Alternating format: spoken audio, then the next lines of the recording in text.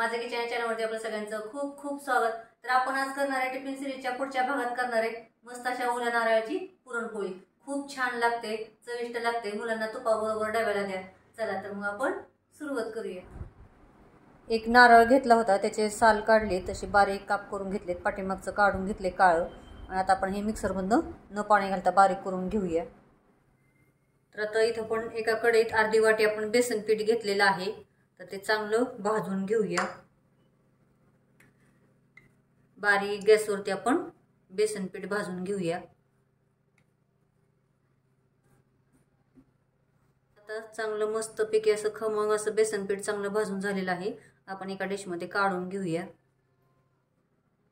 तर याच कढईमध्ये आपण 1 चमचा तूप टाकूया।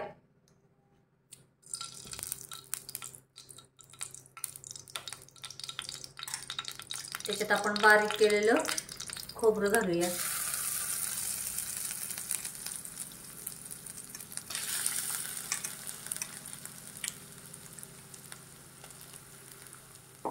आणि त्याच्यात पाऊण वाटी आपण गूळ घेतलेला आहे। तुमच्या आवडीप्रमाणे तुम्हाला जेवढं गोड लागतं तेवढं तुम्ही कमी जास्त गूळ करू शकता, किंवा साखरही वापरू शकता।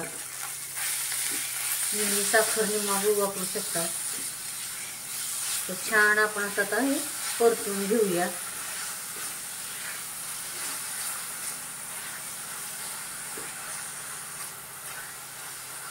बारीक गॅसवरती आपण परतून घेऊया।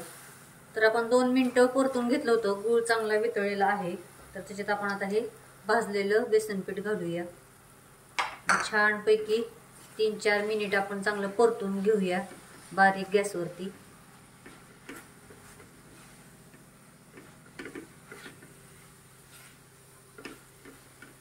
परतून झाल्यानंतर याच्यात वेलची किंवा तुम्ही जायफळ पूड घालू शकता।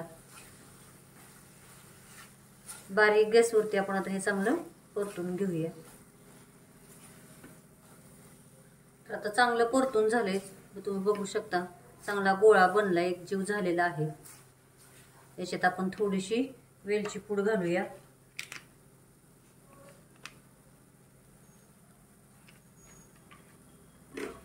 आणि हे मिक्स करून आता आपण हे सारण सगळं थंड करून घेऊया।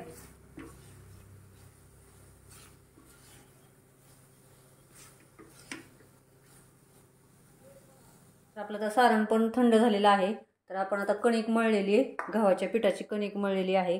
तुम्ही निम्मा मैदा निम्मा गव्हाचं पीठ घेऊ शकता, किंवा पूर्ण मैद्यात पण करू शकता, पण आपण गव्हाचं पीठ मळलेलं आहे। छान पैकी घट्ट मऊ अशी मळलेली कणिक बघू शकता। तर आता आपण याच्यातला छोटा गोळा घेऊया, तुम्ही लहान मोठ्या कशाही पोळ्या करू शकता। तर पिठी लावायला पण आपण गव्हाचं पीठ घेतलेलं आहे। तर आपण अशी पारी करूया।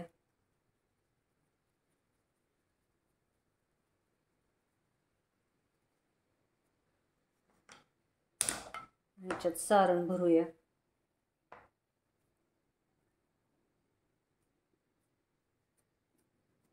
आणि असं आपण बंद करून घेऊया।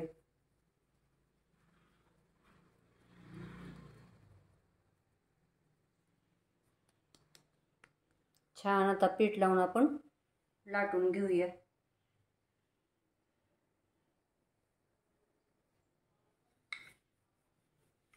हलक्या हाताने मस्त छान अशी आपण लाटून घेऊया पोळी।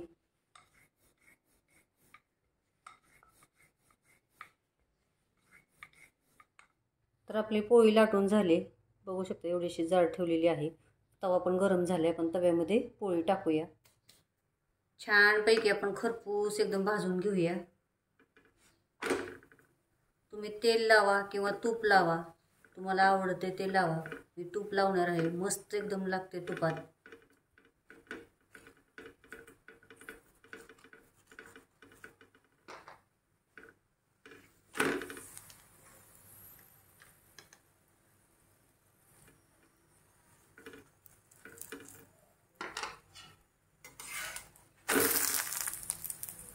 बघू शकता किती खरपूस भाजली एकदम।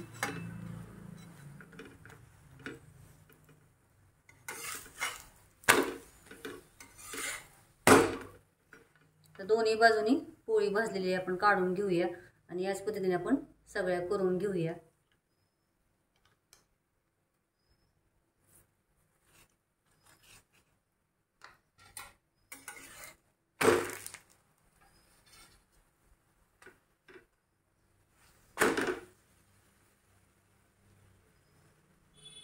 छान अशा मऊ लुसलुशीत खमंग आपल्या ओल्या नारळाच्या पुरणपोळ्या तयार झाल्या. तुम्ही बघू शकता.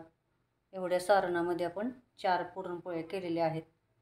तर चॅनलला सबस्क्राईब करा, लाईक करा, शेअर करा आणि कमेंटमध्ये मला नक्की सांगा कशा झाल्यात ते.